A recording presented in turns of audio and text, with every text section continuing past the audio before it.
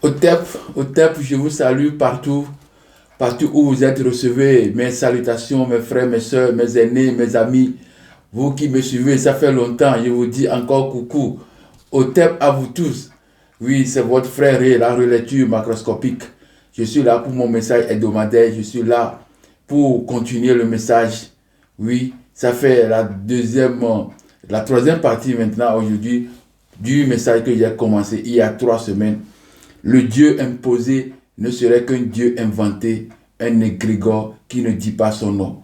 Voilà le thème que j'ai abordé depuis la semaine, 2 semaines maintenant, et nous sommes dans la troisième semaine, c'est-à-dire la troisième partie de ce message. Donc, mes frères et mes sœurs, vous savez, comme d'habitude, nous lisons des messages, des passages plutôt bibliques. Donc, j'ai encore réservé quelques passages bibliques. Oui, ce sont des passages qui nous servent de loupe, qui nous servent de garde-fou.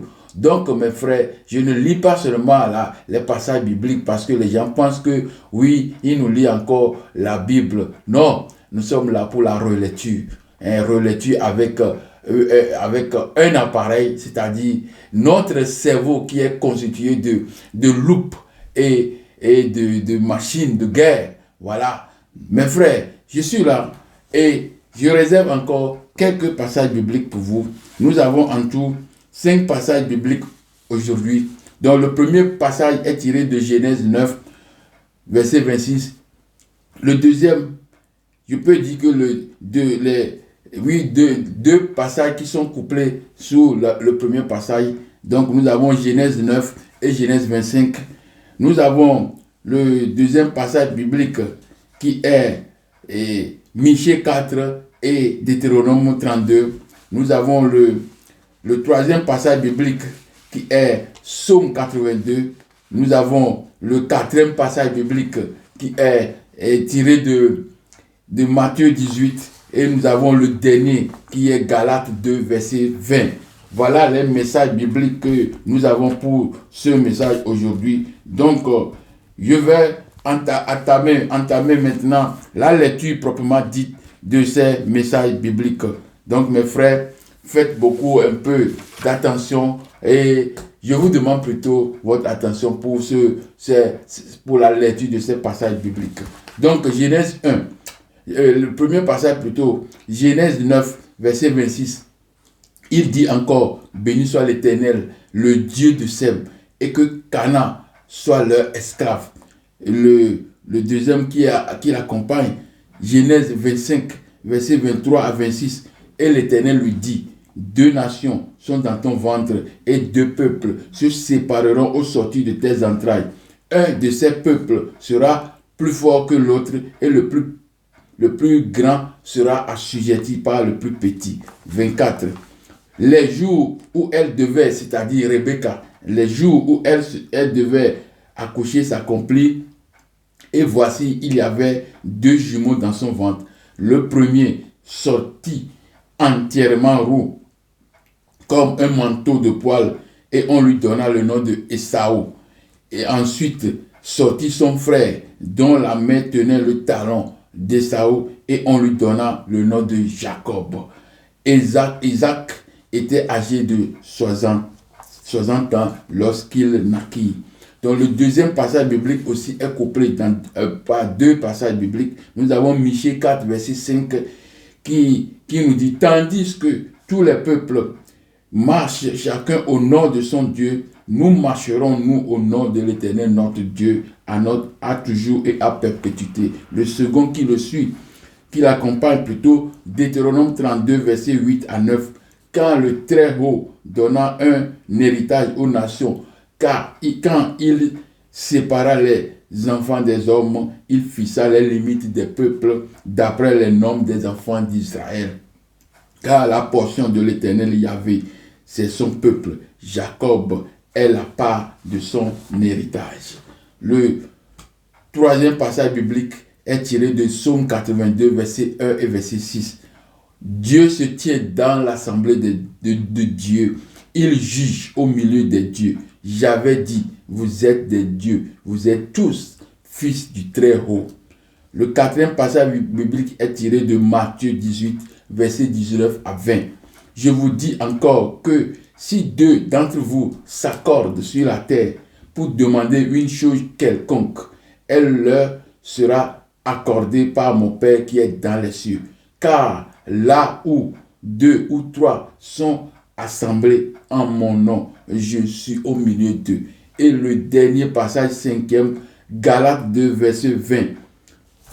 Je lis dans la Bible parce que je n'ai pas réservé, je n'ai pas fait ça directement ici.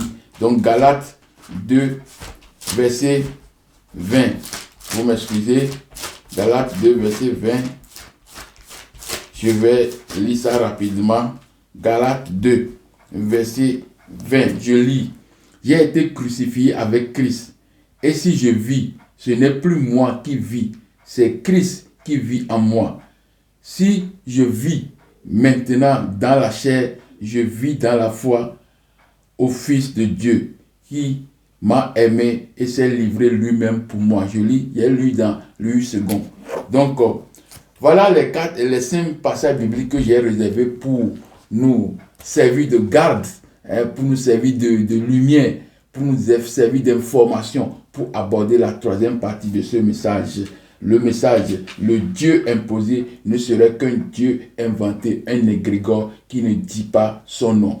Donc, cette troisième partie est réservée et c'est ces versets bibliques qui vont accompagner. Donc, je vais passer au commentaire de ces versets bibliques, ces passages bibliques que j'ai retenus pour le message. Le premier passage biblique est couplé Genèse 9 et Genèse 25. Donc Genèse 9, verset 26 nous dit que il dit encore, béni soit l'Éternel Dieu de Sem, et que Canaan soit leur esclave. Vous voyez, donc c'est qui parle? C'est Noé qui parle. Il dit béni soit l'Éternel Dieu de Sem. Donc on peut encore dire béni soit l'Éternel Dieu de Cam. On peut encore dire béni soit l'Éternel Dieu de Japheth. Vous voyez, donc nous sommes en présence de combien de dieux ici? Donc vous devez savoir que quand on dit Dieu de Sem, nous savons qui est Dieu de Sem.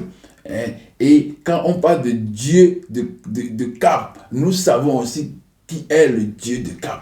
Et quand on parle de Dieu de Japheth, nous savons aussi qui est le Dieu de Japheth. Donc nous sommes ici en présence de 3 divinités.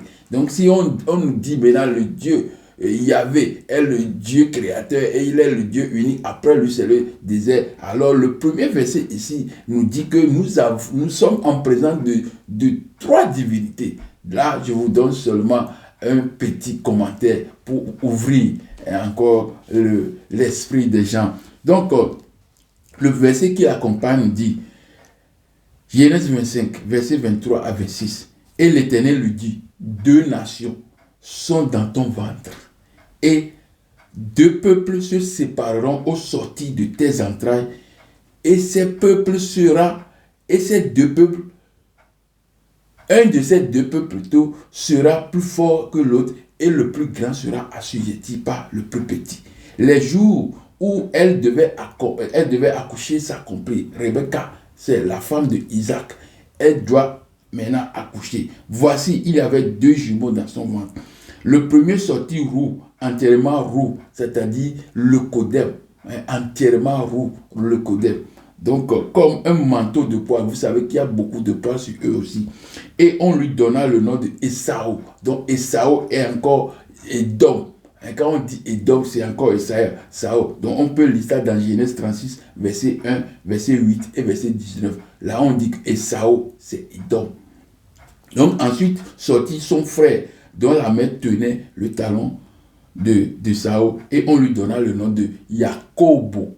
Ça veut dire noir. Jacobo, on n'a pas voulu parler. Mais comme on a dit roux, on doit donner encore le nom, la couleur de celui qui est sorti. C'est nécessaire. Parce que si lui là, il est blanc, il est sorti blanc. Donc, le second qui doit sortir doit être automatiquement noir. Donc, voilà Jacob, noir. Donc, voilà le texte. Et on dit que Isaac est âgé de 60 ans lorsqu'il naquit. Donc, je vous dis que Yahvé dit que après moi c'est le désert, il n'y a pas un autre Dieu. Et Michée 4 nous dit, Michée 4, donc je viens sur le deuxième passage biblique, parce qu'il y a groupé aussi deux. Donc ça va accompagner les deux versets les deux premiers, ça va accompagner le premier passage que j'ai. Donc les deux versets qui sont là vont accompagner, vont expliquer, vont soutenir les deux premiers qui sont en haut. Donc Michée 4, verset 5 et Deutéronome 32, verset 8 à 9 vient soutenir, vient expliquer. Donc dans Michée 4, tandis que tous les peuples marchent au nom de son Dieu, nous marcherons au nom de l'Éternel Yahvé. Notre Dieu a toujours et à perpétuité. Donc, deux peuples, deux nations. Chaque peuple a son Dieu. Si Noé dit, béni soit l'Éternel Dieu de Seb, donc il doit aussi dire, béni soit l'Éternel Dieu de Cam, peut-être de Japheth. Donc, chaque nom qui sont là, chaque nom qui est écrit ici, les noms qui sont écrits ici, donc, ou bien chaque nom qui est écrit ici, a créé un peuple. Donc, nous avons quoi? Deux peuples. Et nous avons ici trois peuples. Donc, je vous ai montré dans un autre chapitre que Sem est kamite et gardien de la tradition kamite. Et j'ai encore montré par le message qui le suit, Sem, l'homme est membre virtuel des Japhétites. Donc, Sem est l'ombre. C'est-à-dire que Sem n'a jamais existé. C'est Japheth qui a pris la place de Sem. C'est Japheth qui a créé Sem pour dire Sem. Sinon, c'est Japheth qui est là-bas. Donc, deux peuples, deux nations, deux dieux. La Bible nous en éclairera beaucoup plus. Ce passage aussi nous permet de savoir que nous avons deux peuples et chaque peuple a son Dieu. Chaque peuple a son Dieu. Et le Dieu du peuple, le Kodem, est Yahvé. Et le Dieu du peuple Mélanodem, Japheth et Jacobis, ou bien Jacob, est quoi? Est Amon-Ra. Donc, les deux passages bibliques là, les trois passages qu'il y a ici, le premier et le deuxième, parce qu'il est compilé, donc ont déjà expliqué que nous sommes en présence des divinités, pas une divinité, vous comprenez, pas une divinité. Donc, Deutéronome 32, verset 8 à 9 vient encore expliquer que le Très-Haut partage l'héritage aux nations. Quand il sépara les fils, non. Quand le Très-Haut donna un héritage aux nations, il donnait un héritage aux nations. Quand il sépara les enfants des hommes, il fixa les limites des peuples d'après le nombre des fils d'Israël. Nous savons que si l'Éternel, le Très-Haut, a commencé par partager, a fait un partage de son héritage à ses enfants, ses enfants doivent être Dieu automatiquement. Donc ce n'est pas par rapport aux enfants d'Israël, non. Les enfants d'Israël n'existaient pas. C'est une création. On a mis ici. Donc la portion qui doit aller à Yahvé, cette portion, c'est Jacob qui est parti à Yahvé. Et nous avons, dans le message que j'ai fait, que Yahvé n'est pas le Dieu d'Israël. Parce que Israël est noir, est mélanodème. Donc le Dieu de Mélanodème, c'est Amon-Ra. C'est pourquoi tous les noms de ces enfants-là, ils portaient le nom de Ra, de El, et puis de Ptah, de Aï, Dieu Aï, divinité Aï, Dieu Aï. Le pharaon divinisé d'Égypte antique. Donc tout est là dans le message que je vous ai déjà fait. Donc Dieu, le Dieu créateur n'est pas Yahvé, et le Dieu d'Israël n'est pas Yahvé. Le Dieu d'Israël est Amon-Ra, et le Dieu des Édomites, Esau, Japhétif, le Kodem, pâle, clair, blanc, le Dieu de ces blancs, c'est qui? C'est Yahvé. Ouais. Et par après, on a su même que Yahvé même n'est pas encore le Dieu. Vous comprenez? Donc, tout ça là, nous permet d'arriver sur l'égrégore. Parce que l'égrégore est un Dieu qui est dans la pensée des gens. C'est une création d'idées, qui devient une nébuleuse énergie et qui fournit l'énergie aux autres qui l'ont constitué. Donc, quand l'énergie là est devenue Dieu, alors c'est très difficile parce qu'il ne remplit plus les conditions. Il ne remplit plus les conditions. Donc, je continue avec la lecture. Psaume 82, verset 1 et verset 6. Dieu se tient dans l'assemblée de Dieu. Donc, si Yahvé est le Dieu unique et le Dieu qui est, après lui, il n'y a plus de Dieu. Tout est démon, tout est ange, et lui seul est Dieu. Alors, on dit que Dieu se tient dans l'assemblée de Dieu. Il est dans quelle assemblée de Dieu? Et ils ont fait expressément en mettant Dieu au singulier. Alors que quand on parle d'assemblée, le nom qui suit est toujours au pluriel.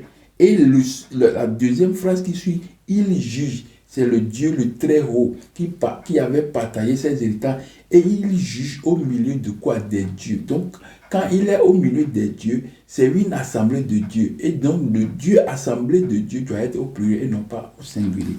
Et donc, j'avais dit, vous êtes des dieux et vous êtes tous des filles du très haut. On peut encore lire la même phrase dans Jean 10, 34. Quand on voulait lapider Jésus, le fils de Yahvé, on voulait le lapider. Il dit, vous êtes aussi des dieux, vous êtes des dieux. C'est votre parole qui a dit ça. Donc, le Dieu, le créateur, Yahvé, n'est pas le seul Dieu. Il y a des divinités autour. Mais aujourd'hui, nous allons comprendre pourquoi j'ai retenu le message, la troisième partie que j'ai intitulée comment que je dois vous lire cette troisième partie que j'ai intitulée. Donc la troisième partie, j'ai intitulé ça « Le Dieu inventé s'apparente à un égrégore ». Donc nous sommes dans l'explication de l'égrégore aujourd'hui. Donc je vais lire le dernier passage biblique, c'est Galates 2, verset 20. J'avais lu ça tout à l'heure, Galates 2, verset 20, que j'ai encore fermé. Donc je suis obligé d'aller encore là-bas. Galates 2, verset 20. Qu'est-ce qu'on nous dit ici? On dit, j'ai été, c'est-à-dire la foi chrétienne où le moi égoïste est crucifié avec Christ, laissant le Christ à vivre à travers le croyant. Vous voyez? Donc, je vais lire le verset. On dit que le verset, j'ai été crucifié avec Christ. Et si je vis, ce n'est plus moi qui vis, c'est Christ qui vit en moi. Si je vis maintenant dans la chair, je vis dans la foi au Fils de Dieu, qui m'a aimé et qui s'est livré lui-même pour moi. Donc ici, la place maintenant de Jésus, parce qu'il est le Fils de... Donc nous avons dit que le Dieu inventé ne serait qu'un Dieu, le Dieu plutôt imposé ne serait qu'un Dieu inventé, un égrégore. Donc si Dieu maintenant est égrégore, s'il y avait plutôt un égrégore, donc son fils doit être aussi égrégore. Donc son fils prend place dans la personnalité de la personne et il détruit le moi de la personne et c'est lui qui agit en lui. Donc c'est lui qui fonctionne en lui. Toute sa tête, toute sa mémoire, toutes ses réflexions, tous ses comportements, tous ses modes de vie, c'est Jésus-là, l'égrégore, le petit, le fils du grand égrégore. C'est lui qui prend la place de la personne et il agit en sa place. Vous voyez, c'est là-bas que l'autonomie de la personne est perdue. Ses propres réflexions, de reconnaître des choses, c'est déjà atténué, c'est déjà éradiqué, c'est déjà fini complètement, déraciné, et puis il est devenu la possession de ce Jésus l'égrégore, parce que le Père est égrégore et lui aussi il est égrégore. Vous voyez, donc voilà les 5 passages bibliques que je venais de vous lire magistralement avec des commentaires et que je sais que vous avez bien suivi. Donc je suis toujours là avec vous, mes frères, mes sœurs. Le message continue, comme je vous ai dit. Le message continue. Donc, qu'est-ce que nous allons faire maintenant? Je continue avec les préparatifs de ce jour. Donc, nous sommes encore réunis ce soir autour de la troisième partie de cette étude intitulée, dénommée le Dieu imposé ne serait un Dieu inventé, un égrégore qui ne dit pas son nom. Donc, il y a 2 semaines que nous sommes occupés par ce message. Aujourd'hui, c'est la troisième part, le troisième dimanche, oui, qui va nous permettre d'étudier le troisième point, libellé comme suit. Le Dieu inventé s'apparente à un égrégore. Le Dieu inventé, le Dieu imposé, ne serait qu'un Dieu inventé. Et ce Dieu qui est inventé est un Dieu nouveau. Donc ce Dieu nouveau-là s'apparente à un égrégore. Donc c'est ça l'objet de l'étude de ce soir. Donc dans ma vidéo d'information le vendredi passé, je suis vraiment perdu sur la date. Donc vous m'excusez, au lieu que je dise aujourd'hui le 15, j'ai dit 23, et le 23 même n'est pas un dimanche. Donc, mes excuses, mes frères, mes soeurs, il y a quelqu'un m'a déjà envoyé des messages pour me dire que voilà, il faut rectifier ça, un bon message, mais les dates que vous avez données, on ne comprend plus rien. Donc, je dis merci beaucoup à ceux qui m'ont envoyé le message pour me dire il faut rectifier ce que vous avez fait. Donc, j'ai dû faire encore une petite, est-ce que j'ai fait encore vidéo? J'ai écrit sur mon truc ou bien j'ai encore fait vidéo, je ne me rappelle plus, pour vous dire que je devais parler normalement de ce jour, le 15 février. Donc, toutes mes excuses. Donc, le premier point, le Dieu imposé est le Dieu qu'on a imposé par la force. Le premier point que j'ai fait avec vous, c'est que j'ai dit, on a parlé de Dieu imposé. Donc le Dieu imposé, comme son nom l'indique, imposé veut dire que c'est par force qu'on l'a fait.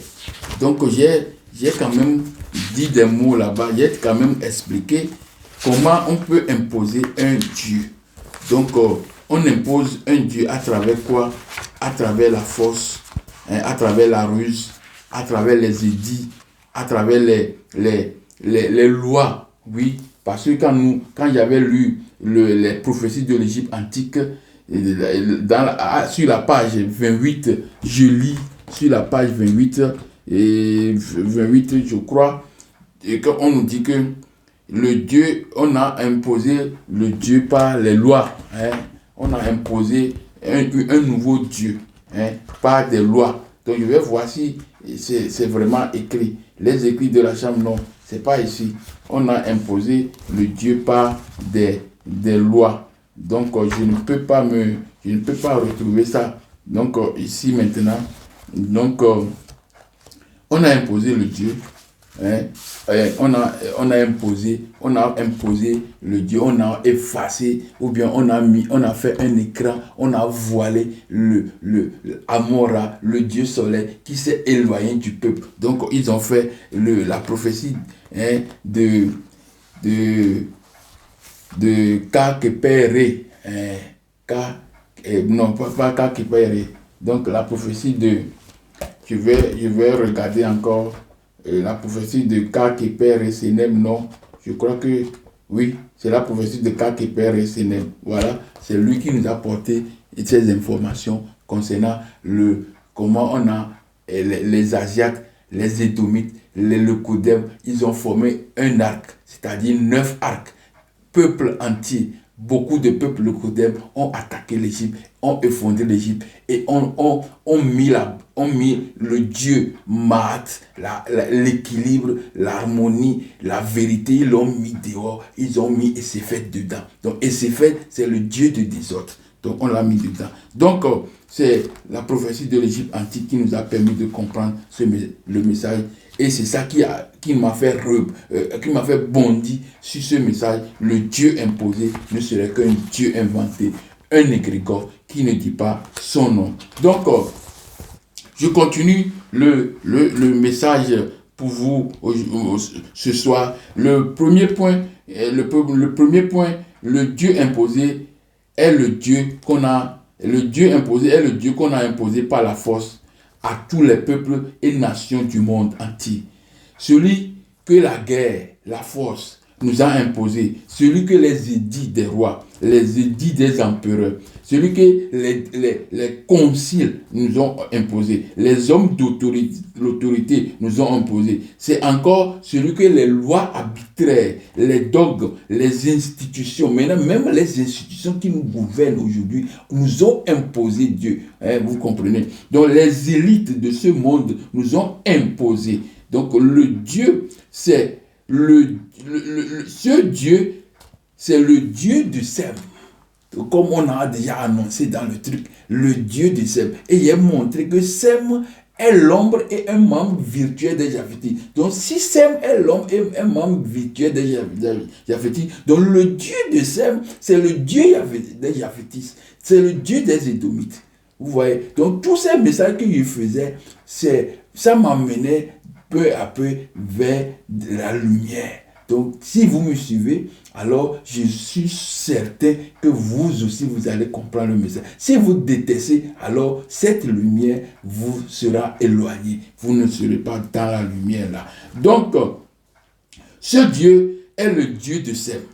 C'est le Dieu des Édomites, le Dieu des Asiates, des Leucodèmes, Japhétis, qu'on nous a imposé. Ce Dieu est venu s'installer dans la conscience et subconscience, dans la conscience et le subconscient des gens, par la ruse des fondateurs, ou par la pauvreté pareillement, la pauvreté plutôt occasionnée par ces mêmes promoteurs de ce Dieu. Donc, tout ce que je venais de dire, je crois que vous le connaissez déjà, vous l'avez plusieurs fois écouté. Donc, et le message, c'est je suis en train de faire un petit résumé sur le premier point comme ça. Donc, le troisième point coïncide avec la troisième partie de ce message, et c'est un point très capital, car nous allons savoir ce qu'est un égrégore et quelle est la différence qui existe entre un Dieu et un égrégore. Nous savons que l'égrégore est dans la pensée, mais je continue avec d'abord la lecture. Donc, le troisième point coïncide avec la troisième partie de ce message, et c'est un point très capital, car nous allons savoir ce qu'est un égrégore et quelle est la réelle différence qui existe entre un Dieu, élément connu de la nature, et un égrégore que nous allons bien connaître au cours de cette partie du message. Je rappelle que cette partie de cette étude est si importante que je demande à vous, mes frères, mes soeurs, mes aînés, à accorder une très grande attention. C'est un message très fondamental, très capital, et j'invite vous tous, mes frères, mes soeurs qui sont là, qui m'écoutez, qui me suivez présentement, à faire beaucoup d'attention, à retenir vos souffles pour pouvoir suivre ce message. Je rappelle une fois encore le thème d'aujourd'hui, le Dieu imposé ne serait qu'un Dieu inventé, un égrégore qui ne dit pas son nom. Donc maintenant, nous allons chercher à comprendre ce que c'est qu'un égrégore. Un égrégore, c'est le message. Nous sommes maintenant dans le message maintenant. Le message a commencé à cette heure-ci. Nous sommes maintenant entrés dans le message, c'est-à-dire dans le point du jour. Ce point du jour que vous connaissez bien, le Dieu inventé s'apparente à un égrégore. Vous me suivez? Donc, un égrégore, c'est une entité énergétique, création, et une entité énergétique créée par la pensée commune. Il est né de la volonté commune. C'est un groupe de gens qui décident. Quand les 9 arcs, les peuples leucodèmes, édomites, asiates ont attaqué l'Égypte, Maintenant, ils ont fait quoi? Ils ont fait une décision qu'ils doivent créer un Dieu. Parce qu'ils ne peuvent pas entrer en contact direct avec les esprits qui sont là, qui travaillent en Égypte. Donc, ils sont obligés de faire quoi? De créer un Dieu. Donc, ils ont fait un groupe, une communauté. Alors, ils ont fait la création maintenant de l'égrégore. Donc, l'égrégore est né de la volonté commune, des intentions communes et des émotions aussi communes. Les émotions aussi sont communes, partagées par un groupe d'individus. C'est aussi une mémoire collective persistante.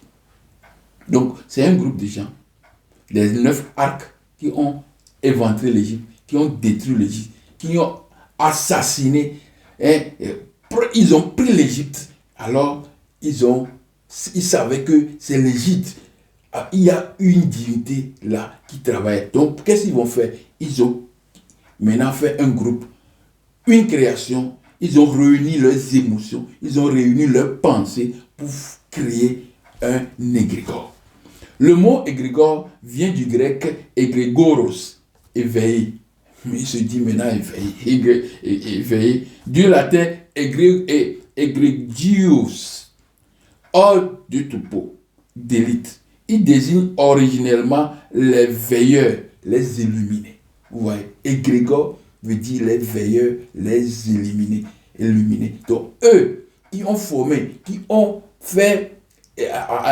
formé ou créé cette énergie nébuleuse, cette énergie nébuleuse, cet égrégore, eux qui ont formé, ils sont devenus des illuminés. Ils sont devenus des veilleurs. Ils sont devenus des gardiens. Vous voyez. Donc, c'est comme ça la création de l'égrégore s'est faite. C'est dans la pensée d'un groupe de gens, des gens qui ont mis leur pensée ensemble. Et cette pensée maintenant va devenir une pensée énorme parce que toutes les petites pensées là vont aller créer une grande pensée, c'est-à-dire on dit que les petits ruisseaux font grande rivière. Donc les idées, tout ça là, de ces gens sont devenus des ruisseaux et ils vont former une grande rivière, un grand lac. Et quand c'est ce lac-là qui est devenu égrégore. Vous comprenez? Donc, le point que nous allons traiter aujourd'hui, dans ce thème égrégore, nous allons traiter au moins 5 points. Le premier point, comment un égrégore est-il créé? Le deuxième point, quel est son but? Le but de l'égrégore. Quelle est maintenant son influence? Partie 3. Partie 4, comment on entretient un égrégore? Et la 5e partie, action de l'égrégore sur les membres individuellement. Parce que j'ai lu Galates 2, verset 20. L'égrégore prend la place de l'homme. Le moi de l'individu disparaît. Donc il y a maintenant le contrôle. L'égrégore prend contrôle sur la personne. Donc les 5 points seront étudiés dans ce petit passage maintenant. Donc je sais que nous sommes en évolution et les gens me suivaient bien. Et l'égrégore, c'est très important pour connaître. Parce que juste après qu'on a détruit l'Égypte, les gens ne sont pas en mesure d'être en communion avec les divinités. Donc, qu'est-ce qu'ils ont fait? Ils ont fait un groupe de trucs, une idée commune, et forment un égrégore. Et ils effacent toutes les divinités égyptiennes. Et ces divinités sont devenues des démons. Parce que je vous ai dit que comment le Dieu Yahvé, l'égrégore, s'est substitué au Créateur. La Bible nous en dira beaucoup plus. C'est un passage, un message, un titre, un intitulé que je venais de vous lire. Et je l'ai fait, depuis la 4e partie que j'ai fait, c'est le 12 octobre. Donc quand on met 12 octobre, ça veut dire qu'on a fait ça depuis septembre. Vous comprenez? Donc, le premier point, comment un égrégore est-il créé? Un égrégore est créé par la concentration d'énergie mentale et émotionnelle collective, générée lorsque des individus se rassemblent autour d'une idée d'un objectif, d'un rituel ou d'une croyance commune.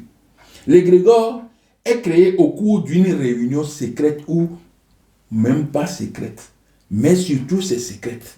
Donc parce que les idées fondatrices de l'égrégore doivent être traitées vraiment secrètement. Donc l'égrégore est créé au cours d'une réunion secrète ou non secrète. Le point de départ est la rencontre physique de plusieurs personnes unies par une même pensée, un même idéal, une même pratique. Cette rencontre se répète régulièrement parce qu'on est en train de voir comment on crée un égrégore, c'est le premier point. Donc, cette rencontre se répète régulièrement pour donner un véritable corps à cette nébuleuse énergie créée. Cette nébuleuse énergie devient une entité énergétique nourrie en premier lieu par les énergies des fondateurs et puis par les énergies des adhérents ou bien des fidèles ou bien des gens maintenant, des membres. Vous comprenez? Un égrégore peut se former au sein d'une communauté religieuse. On peut le former au sein d'une communauté religieuse. C'est le cas que nous traitons aujourd'hui, égrégore Yahvé. Au sein d'une entreprise, on peut aussi créer un égrégore pour une entreprise. Au sein d'un mouvement politique, c'est une ferveur. Et cette ferveur, c'est dans le mental des gens. Donc, c'est pourquoi on est en train de citer les cas dans lesquels on peut avoir égrégore. Donc, il peut être dans la religion, dans une entreprise, dans un mouvement politique, ou bien dans une famille, la famille Rothschild, tout ça là, qui dirige l'humanité, ils sont le détenteur de cet égrégore. Donc c'est un égrégore familial d'une tribu. Où sais-je encore? Donc on peut retrouver l'égrégore dans beaucoup de choses. Donc c'est ça, je continue. L'égrégore peut se dissoudre de lui-même s'il n'est plus alimenté par les pensées, les émotions collectives ou par l'attention et l'intention des membres. C'est le cas de Dionysius, le cas d'Atis. Dionysius, c'est pour les Grecs. On l'a vénéré pendant longtemps et puis après, il a disparu. Le cas d'Atis, Atis pour les Romains aussi, il est parti. Et le cas aussi de Krishna qui vacille façon. Donc, quel est son but? Le deuxième point, c'est le but. Quel est le but de l'égrégore? Le but de l'égrégore, son but est de fonctionner comme une entité psychique collective. Donc, une pensée collective. Ou une conscience partagée. Donc, une idée qui est la même dans la tête de beaucoup de gens. Comme on dit que le Christ est ressuscité, quand on a annoncé cette idée, ou bien le Christ est mort pour nous, donc cette idée est dans la pensée des milliards, pas milliards même, peut-être ils sont milliards, je ne sais pas, les chrétiens, mais presque, on peut dire milliards, dans des millions de têtes, Jésus est ressuscité, Jésus est mort pour moi. Ce sont des idées qui sont dans la pensée des milliards ou des millions de gens. Vous voyez? Donc, je continue. Les émotions, ils fonctionnent comme une entité psychique collective, une conscience partagée, une conscience partagée créée et alimentée par les pensées, les émotions, la croyance, l'intention commune d'un groupe ou bien d'une personne. Donc, toutes ces choses-là ensemble, c'est ça qui crée l'égrégore. Et son but réel, c'est être dans la tête de tous ces gens-là. Et quand il a occupé toute la tête de tous ces gens-là. Donc les gens-là peuvent agir selon le vouloir de l'égrégore. Donc il agit comme une forme pensée. Il agit comme une forme pensée autonome qui influence en retour les membres du groupe. Son but, c'est, après avoir pris possession du moi des gens, le moi, c'est-à-dire moi, l'ego, quand il prend la possession, maintenant, il peut diriger quoi? son but est encore de façonner quoi? Les comportements, les pensées, les émotions des membres, voire même modifier le monde extérieur en fonction des objectifs. Donc, même, après avoir pris le dedans, il maintenant modifie même l'environnement, le monde extérieur de ces gens-là. Donc, c'est le cas de la création des lieux de culte. Il y a les lieux de culte, il y a les lieux de pèlerinage, et il y a les emblèmes, il y a les symboles, il y a les reliques, les objets sacrés. Toutes ces choses-là sont des éléments extérieurs. Donc, il agit même sur l'environnement de ces gens-là, les grégores, vous comprenez? Donc, les gens-là même, en voyant toutes ces choses-là, ils sont en connexion directe toujours. Ils sont influencés parce que ces égrégores aussi ont des ondes, des fréquences. Donc tous ces points-là sont des points de contact qui agissent sur l'individu qui a l'égrégore là dans sa conscience et dans son subconscient. L'égrégore a pour vocation de servir de guide. Vous m'excusez. L'égrégore a pour fonction, a pour vocation de servir de guide, de protection ou d'amplificateur énergétique, ou bien amplificateur d'énergie. Vous voyez, quand il est dans la tête des gens, l'énergie que les gens lui ont fournie, il envoie encore ces énergies, mais avec des codes, avec des fonctions, avec des ordres. C'est ça qui est l'amplificateur d'énergie. Il a pour but de pérenniser une idée. C'est ça qu'il a dit. Jésus-Christ est mort. Il est enterré, ou bien il a fait 3 jours dans le sous-sol, et puis il est ressuscité. Maintenant, quand on compte les jours, ça fait 1 jour et demi. Mais comme ils ont dit 3 jours, alors dans leur système, dans leur conscience et dans le subconscient, ils ont déjà laissé leur moi intérieur qui peut réfléchir, qui peut analyser. Ils l'ont perdu. Alors, les 3 jours sont dedans. Mais les gens qui ne sont pas dans la sphère de cet égrégore, eux, ils peuvent réfléchir, ils peuvent savoir est-ce que ces 3 jours-là sont vraiment vrais, sont bien réels. Lui, là, il peut voir. Mais ceux qui ont que leur cerveau, leur subconscient, leur conscient, tout est occupé, le moi a disparu, alors eux, ils ne peuvent pas faire calcul. C'est fini. Parce que c'est l'égrégore qui prend la place. Donc, là, c'est sa vocation, ça. Il a pour but de pérenniser une idée, même après la mort, après la mort ou la disparition des fondateurs, l'idée est là. Parce qu'ils ont dit que c'est comme ça avant, dans le groupe, ils ont mis l'idée, et cette idée est partie directement dans l'énergie, l'énergie collective, et après cette énergie collective sont partagées. Ils reviennent encore en retour avec les ordres, les mêmes idées qu'on a déjà semées là-bas. C'est comme ça, ça se passe. Donc c'est l'exemple de Dieu unique. On dit que le Dieu est unique. Après lui, c'est le désert. Même si on dit que le Dieu est dans l'assemblée de Dieu, et il juge au milieu de Dieu, même en lisant ça, on ne peut pas comprendre. Parce que pour lui, les dieux n'existent pas. Donc il est dans l'assemblée de Dieu. Donc il ne peut plus réfléchir parce que c'est un ordre impératif qu'il a reçu de l'égrégore. C'est une énergie qui est venue, qui lui dit que voilà, c'est comme ça. Et il doit accepter, il ne peut pas comprendre.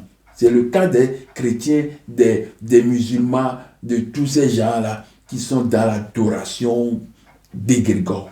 Vous comprenez? Donc, je donne l'exemple de Dieu unique.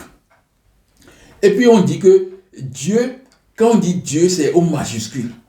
Donc quand on dit Dieu, c'est au majuscule. Donc tout ce qu'on va écrire, qui va s'apparenter comme Dieu, c'est des minuscules, donc c'est démons. Il n'existe pas. C'est ça. C'est sa vocation. De prendre de prendre le niveau de réflexion. C'est d'être une suprématie. Donc c'est ça. Donc c'est le cas de Jésus. On dit que Jésus est le Fils unique de Dieu. Au même moment, on dit que nous sommes les enfants de Dieu. Nous sommes les fils de Dieu. Et maintenant, au même moment, on dit qu'il y a un seul Fils unique. Même s'il y a la contradiction, ça, ce n'est pas possible de comprendre ça. Parce que le moi qui doit raisonner, qui doit faire le calcul, qui doit faire la réflexion, qui doit analyser, il n'est plus là. Vous voyez? Le cas de Jésus, Fils de Dieu unique, même si les membres sont aussi des fils de cette entité Dieu égrégore là, Jésus est le seul Fils unique. C'est déjà signé et c'est fini. Nous-mêmes, nous ne sommes plus fils. Si nous-mêmes on dit que nous sommes fils de Dieu, ça ne leur dit rien. Parce que le seul Fils que Dieu, le Grégor a, c'est Jésus. Donc Jésus est de la même nature que le Père. La consubstantialité de Jésus. Jésus est de la même nature que le Père. Donc Jésus, l'égrégore Yahweh, donc Jésus est égrégore de même nature que lui. C'est pourquoi je dis que c'est moi, ce n'est plus moi qui vis. C'est Jésus qui vit en moi. C'est l'égrégore qui vit en moi, qui fait tout pour moi. Et la personne va dire, ah, le Christ vit en moi. Je suis Christ. Ah, vous voyez, c'est la vocation de l'égrégore comme ça. De faire de toi sa possession. Vous voyez, il t'occupe. Vous voyez, c'est ça. Bref, on a créé aussi les dogmes, les lois, les prières, les rites pour entretenir le mental des fidèles. Vous voyez, c'est sa vocation, entretenir le mental des fidèles. Donc on peut les acculer avec beaucoup d'idées jusqu'à ce que leur vie intérieure change et leur vision de l'extérieur aussi change. Ils sont perdus. C'est ça la vocation de l'égrégore. Je continue. Le troisième point, c'est son influence. La vocation coïncide avec l'influence. Mais nous allons toujours lire. Parce que nous devons lire pour que les gens, au fur et à mesure qu'ils écoutent la même chose d'une autre manière, ils vont finir par se libérer. C'est pourquoi je vais encore lire. Son influence. L'égrégore a une influence psychologique et émotionnelle sur tous les membres ou fidèles qui l'invoquent. Je vous rappelle que le verset Galates 2, 20, on nous dit que Galates 2, 20, on nous dit que j'ai été crucifié avec Christ, avec l'égrégore Christ. Et si je vis, ce n'est plus moi qui vis, c'est l'égrégore Christ qui vit en moi. Si je vis maintenant dans la chair, je vis dans la foi au Fils de Dieu, c'est-à-dire le Fils de Dieu. Dans la foi au Fils de Dieu qui m'a aimé et qui s'est livré lui-même pour moi. Donc si lui-même il s'est livré lui-même pour toi, alors c'est très facile que moi-même, qui est déjà occupé par l'égrégore, je peux même aller mourir pour l'égrégore. Oui, parce que quand je meurs comme ça, je serai avec lui dans le ciel. Mes frères, si vous ne sortez pas de ça, vous ne pouvez rien devenir. Quand vous mourrez même, vous ne verrez même pas. Vous ne le verrez même pas parce qu'il n'est pas Dieu. Mais c'est ça, on en vient. On continue. Donc, je continue. L'égrégore a une influence psychologique et émotionnelle sur tous les membres ou fidèles qui l'invoquent. Je vais voir si je suis dans un peu. Donc je vais essayer de lire un peu et puis je fais un petit arrêt juste pour qu'on revienne on va revenir encore sur le troisième point. Son influence. L'égrégore a une influence psychologique et émotionnelle sur tous les membres ou fidèles qui l'invoquent. Les membres peuvent se sentir portés par un courant émanant de l'égrégore. Un vent souffle. L'Esprit Saint arrive. L'Esprit de Dieu m'a occupé. Et puis il commence à crier. Vraiment, moi, j'étais dans l'église, je n'ai jamais fait ça. Jamais. Si les gens qui me connaissent, réacoué, qui me connaissent depuis longtemps, ils n'ont qu'à venir témoigner si moi j'étais occupé par cet esprit-là et j'ai parlé une fois langue, jamais dans ma vie. Si les gens me connaissent, parce que les gens me connaissent depuis, j'ai une cinquantaine d'années, donc j'ai vécu avec beaucoup de gens. S'ils savent que j'ai fait une fois dans une église, ils n'ont qu'à venir faire une vidéo sur moi. Donc, voilà. Ce qui aide à se détacher des préoccupations matérielles et à élever leur esprit. C'est-à-dire que quand il a occupé ta mémoire, tout ça là, c'est un courant qui vient en toi, qui te vacille, qui prend possession de toi. Donc, ce qui aide à se détacher de ces préoccupations.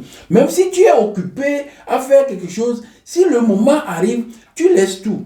Si tu as même un commerce, tu fermes la porte. Si tu as quelque chose, tu quittes parce que tu es dirigé ou bien tu es occupé par un courant. Et c'est le courant là qui t'emporte. Donc, à une heure précise, les membres peuvent cesser toute leur activité pour aller nourrir l'égrégore. Parce que l'influence fait que tout ce que tu vas faire, tes comportements vont nourrir l'égrégore. Et en retour, il va aussi te faire quelque chose. Donc, et ils les font à travers des rituels, des prières. Donc, les membres peuvent cesser toute leur activité pour aller nourrir l'égrégore. Et ils les font à travers des rituels, des prières, des chants, des réunions, des requêtes. Ils ont beaucoup de choses qui les fait réunir. Et ils quittent les choses qu'ils devaient faire, les choses qu'ils doivent faire normalement. Ils quittent ça. Ça devient une drogue, comme les gens qui veulent aussi sont devenus des alcooliques de football, des drogués de football, de ceci. Ils peuvent cesser ce qu'ils font pour aller faire ça. Donc c'est un esprit qui te tire. C'est un courant qui t'amène vers tout ça là. Donc mes frères, mes soeurs, je suis sur la 50 quelques de minutes. Donc je voudrais faire un arrêt sur ce troisième point et je reviens pour continuer le message. À tantôt mes frères.